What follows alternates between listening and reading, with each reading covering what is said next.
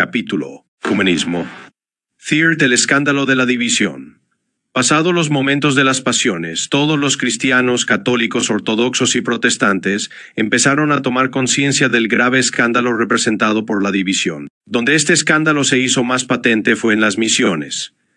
Muchos contestaban a quienes les predicaban la palabra de Dios antes de hablarnos a nosotros de Cristo: pónganse de acuerdo entre ustedes. Así, las palabras de Cristo, que todos sean una sola cosa, para que el mundo crea que tú me has enviado, adquirían una palpitante conversiones de anglicanos. Es un hecho que las sectas que surgieron en los primeros siglos de la Iglesia pronto desaparecieron, como ramas cortadas del árbol que se secan y mueren. Fue precisamente esta constatación la que llevó, entre 1841 y 1846, a 60 ministros anglicanos a regresar a la Iglesia Católica. Estaban estudiando los documentos de la Iglesia de los primeros siglos cuando se dieron cuenta de la identidad entre ella y la Iglesia Católica, y de la gran similitud entre las sectas de aquel tiempo y las surgidas del protestantismo. La conclusión fue lógica: regresar a la Iglesia Católica.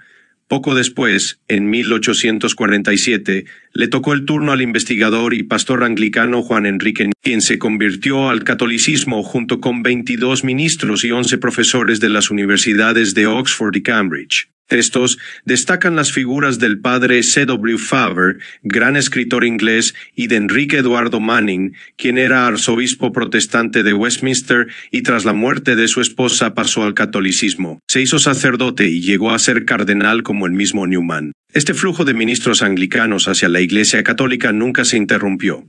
Se calcula que desde la muerte del cardenal Newman hasta 1935 pasaron al catolicismo unos 900 eclesiásticos anglicanos. Últimamente, cada año ha habido un promedio de 12.000 anglicanos que han pasado a la Iglesia Católica. Por lo general, se trata de personas cultas, que llegan a tomar esta decisión después de largos estudios y un verdadero proceso de maduración cristiana. Recordamos solamente los nombres de dos grandes escritores, Gilberto Keith Chesterton y Sigrid Undset, Premio Nobel de Literatura. Movimiento ecuménico. El Congreso Misionero de Edimburgo de 1910 fue la base del movimiento ecuménico, que surgió en el ámbito protestante y en un contexto misionero, por la necesidad de presentar un frente unido en los países paganos. Las tres grandes figuras que pusieron las bases del ecumenismo protestante fueron: 1.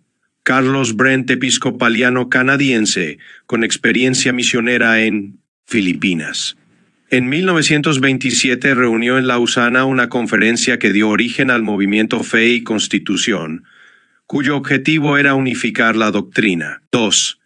Nathan Soderblom, obispo luterano de Uppsala, a quien enfocaba la unidad de los cristianos bajo el aspecto práctico y no doctrinal, puesto que la teología divide, pero la acción unifica. Buscaba la colaboración en actividades prácticas como camino para llegar a la unidad. En el Congreso de Estocolmo de 1925 fundó el movimiento Vida y Acción. 3. Juan Matt, metodista enamorado del ecumenismo. Su lema fue: mediante la acción unida de todos demos muestra de que el ecumenismo es una realidad, dejando a la providencia manifestarnos el camino a seguir. En 1946 recibió el Premio Nobel de la Paz y fue presidente vitalicio del Consejo Ecuménico de las Iglesias. Nació el agosto 23, 1948 en la Asamblea de Ámsterdam, con la participación de 147 iglesias protestantes y algunas ortodoxas. Su sede permanente está en Ginebra.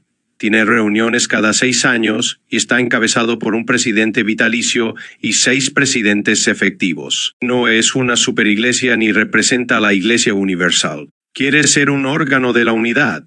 Para que una iglesia sea admitida, se le exige la aceptación de Cristo Jesús como Dios y como Salvador. Ni siquiera se le exige la fe en la Trinidad. Es un instrumento para favorecer los contactos entre las distintas denominaciones y con la misma Iglesia Católica. Se divide en 2 sectores que al mismo tiempo representan 2 corrientes con enfoques distintos. 1.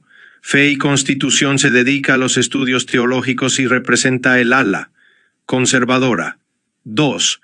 Vida y Acción se dedica a las misiones, a la propaganda, a las iniciativas en favor de la juventud, los derechos humanos, etc., y representa el ala liberal. Para los que trabajan en este sector, cualquier teología es buena si acerca a Cristo. Consideran que la acción es el camino para la unidad. Ecumenismo católico. Siempre en el corazón de los católicos. La separación de los ortodoxos y de los protestantes fue vista como una herida profunda infligida a la Iglesia de Cristo. Las iniciativas concretas en favor de la unidad de los cristianos empezaron al mismo tiempo que las de los protestantes. 1. Diálogos de Malinas. En 1925 se organizaron encuentros entre el cardenal Mercier, arzobispo de Malinas y primado de Bélgica, y los anglicanos. Fue el primer diálogo oficial entre catolicismo y protestantismo, y sirvió para despertar entre los católicos el interés práctico para la unidad de los cristianos. 2. Una Sancta. En 1930 el padre José Metzger fundó la asociación Una Sancta, con el objetivo de fomentar el ecumenismo. 3. Octavario por la Unión de los Cristianos fue fundada por el P. Watson, un protestante convertido al catolicismo. Consiste en dedicar cada año 8 días de oraciones y estudio en favor de la unión de los cristianos, del 18 de enero a 25 Le Calvanés. Actualmente este octavario ha adquirido dimensiones mundiales. 4. Secretariado para la Unión de los Cristianos fue fundado por el Papa Juan XXIII y puesto bajo la presidencia del cardenal Agustín Bea en 1960. Es el organismo católico por excelencia para promover la unión de los cristianos. 5. Decreto conciliar sobre el ecumenismo presenta las bases doctrinales y las líneas de acción práctica del ecumenismo católico. El título oficial es Unitatis Redintegratio y fue promulgado por el Papa Paulo VI el noviembre 21, 1964, durante la celebración del Concilio Ecuménico Vaticano II, el cual representa uno de los frutos más hermosos. He aquí algunos de los puntos más sobresalientes. Promover la restauración de la unidad entre todos los cristianos es uno de los principales propósitos del Concilio Ecuménico Vaticano II. Porque una sola es la Iglesia fundada por Cristo Señor, muchas son, sin embargo, las comuniones cristianas que a sí mismas se presentan ante los hombres como la verdadera herencia de Jesucristo. Todos se confiesan discípulos del Señor, pero sienten de modo distinto y siguen caminos diferentes, como si Cristo mismo estuviera dividido. ¿Acaso está dividido Cristo? Esta división contradice abiertamente a la voluntad de Cristo, es un escándalo para el mundo y daña la causa santísima de la predicación del Evangelio a todos los hombres. Ya desde los comienzos surgieron escisiones en esta una y única Iglesia de Dios,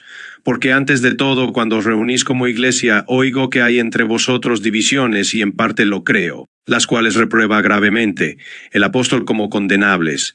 Estoy maravillado de que tan pronto os hayáis alejado del que os llamó por la gracia de Cristo para seguir un evangelio diferente. Hijitos, ya es el último tiempo y según vosotros oísteis que el anticristo viene, así ahora han surgido muchos anticristos, por esto conocemos que es el último tiempo. Salieron de nosotros, pero no eran de nosotros, y en siglos posteriores nacieron disensiones más amplias, y comunidades no pequeñas se separaron de la plena comunión de la Iglesia Católica. A veces nos inculpa de los hombres de una y otra parte. Sin embargo, quienes ahora nacen en estas comunidades y se nutren con la fe de Cristo no pueden ser acusados de pecado de separación. Y la Iglesia Católica los abraza con fraterno respeto y amor, porque estos, que creen en Cristo y recibieron debidamente el bautismo, están en una cierta comunión con la Iglesia Católica, aunque no perfecta. Justificados en el bautismo por la fe, están incorporados a Cristo, y por lo tanto con todo derecho llevan el nombre de cristianos, y con razón son reconocidos por los hijos de la Iglesia Católica como hermanos en el Señor. Por movimiento ecuménico entendemos las actividades e iniciativas que, según las varias necesidades de la Iglesia y las características de la época, se suscitan y se ordenan a favor de la unidad de los cristianos. En un plan concreto, el concilio invita a eliminar palabras, juicios y acciones que no respondan, según la justicia y la verdad, a la condición de los hermanos separados, y que, por lo mismo, hacen más difíciles las relaciones mutuas con ellos. Exhorta al diálogo entablado entre peritos bien preparados y la oración unánime como medios para lograr la unidad, y alienta hacia un esfuerzo común para buscar los remedios contra las desgracias de nuestra época, como son el hambre y las calamidades, el analfabetismo y la miseria, la escasez de viviendas y la injusta distribución de los bienes. Ut unum sint. Son palabras tomadas del Evangelio de Juan capítulo 17, versículo 21, que dice: para que todos sean uno como tú, oh Padre, en mí y yo en ti, que también ellos sean uno en nosotros, para que el mundo crea que tú me enviaste. Esta frase da nombre a una asociación fundada por la Sagrada Congregación del Concilio, cuya finalidad es promover la unidad de todos los cristianos en la única Iglesia de Cristo, según el espíritu de la oración sacerdotal de Cristo en la vigilia de su pasión. Encuentros ecuménicos de los papas. Aparte del hecho de que al concilio asistieron observadores de las iglesias anglicana, luterana, reformada, metodista, cuáquera, entre otras, los papas no han desperdiciado ninguna oportunidad para estrechar más los contactos entre la Iglesia Católica y las demás confesiones. En 1960, el Dr. Fisher, arzobispo anglicano de Canterbury, visitó a Juan XXIII. En 1962 lo hizo el Dr. Craig, presbiteriano. En 1963, Pablo VI se encontró con el patriarca ortodoxo Atenágoras. En 1965, Roma y Constantinopla se levantaron mutuamente las excomuniones lanzadas en 1054. En 1966, Pablo VI dialogó con el Dr. Ramsay, sucesor de Fisher. Es costumbre del Papa Juan Pablo II, en todos sus viajes, orar en común con los representantes de los hermanos separados. En Ghana, recibió al arzobispo anglicano de Canterbury, el Dr. Robert Runcie, y en el Vaticano recibió a Elías II, patriarca ortodoxo de Georgia. En 1980 se reunieron en Patmos representantes de católicos y ortodoxos. Encuentros ecuménicos de oración. En Taizé, el hermano protestante Roger Schutz dirige una comunidad de oración interdenominacional. De vez en cuando organiza encuentros internacionales de reflexión y oración, con la participación de protestantes, ortodoxos y católicos. Su luz está inundando la cristiandad entera y representa un buen auspicio para la unidad de los cristianos. Conclusión.